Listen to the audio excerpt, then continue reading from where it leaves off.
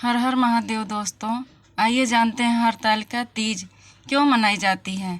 हरतालिका तीज का व्रत शादीशुदा महिलाएं अखंड सौभाग्य के लिए करती हैं, जबकि कुंवारी कन्याएं अच्छे वर की प्राप्ति के लिए रखती हैं।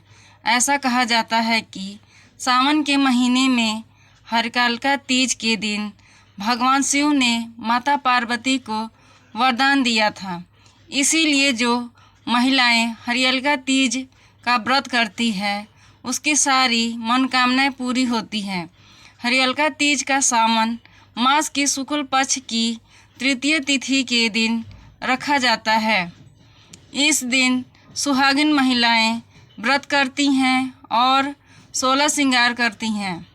साथ ही इस दिन माता पार्वती और भगवान शिव की पूजा भी की जाती है। वहीं कुंवारी कन्याएं इस व्रत को अच्छा वर की प्राप्ति के लिए रखती हैं। मान्यता है कि जो महिला इस दिन सच्ची श्रद्धा से हरितालिका तीज का व्रत रखती है उसकी मनचाही मनोकामना पूरी होती है। व्रत करने वाली महिलाओं को इस दिन कथा का पाठ भी करना चाहिए। यहाँ पढ़िए हरितालिका तीज व्रत की संपूर्ण कथा। धार्मिक मान्यताओं के अनुसार माता पार्वती का जन्म पर्वतराज हिमालय के घर में हुआ था।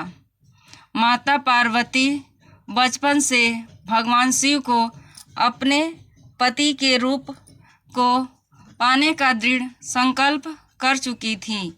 भगवान शिव को पति रूप में पाने के लिए माता पार्वती ने हिमालय पर्वत पर विषम परिस्थितियों का सामना करते हुए कठोर तपस्या की।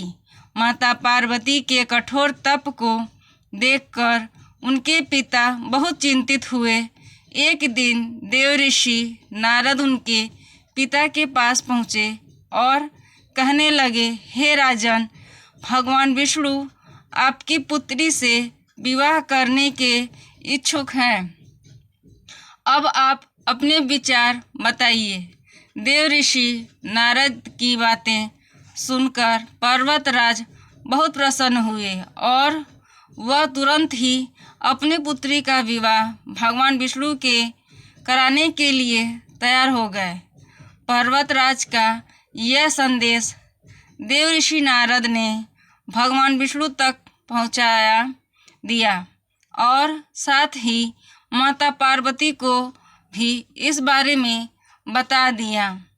जब माता पार्वती जी को इस बात की खबर मिली तो वह यह जानकर अत्यंत निराश हो गई, क्योंकि वह मन ही मन में भगवान शिव को अपने के रूप में स्वीकार कर लिया था।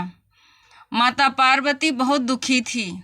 उन्होंने अपनी सहेलियों को यह बात बताई और उनकी सखी ने माता पार्वती को आश्वासन दिया कि वह उनकी मदद करेगी।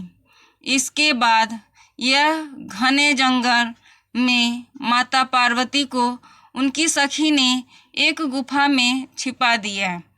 माता पार्वती ने भगवान शिव की उपासना करने के लिए एक रेत के शिवलिंग का निर्माण किया और वह घोर तपस्या में लीन हो गई। जिस दिन माता पार्वती ने रेत के शिवलिंग की स्थापना भाद्रपद की शुक्ल तृतीया को हस्त नक्षत्र में की थी। माता पार्वती ने इस दिन निर्जला व्रत भी रखा था। माता पार्वती की कठोर तपस्या किया और कई वर्ष बीत गए। उनकी तपस्या से प्रसन्न हो गए। उनके कठोर तप को देखकर भगवान शिव ने माता पार्वती को मनोकामना पूरी होने का वरदान दिया।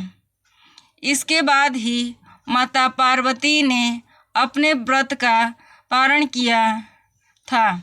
दूसरी तरफ पर्वतराज अपनी पुत्री को लेकर काफ़ी चिंतित थे और उन्हें खोजते खोजते गुफा तक आ पहुँचे।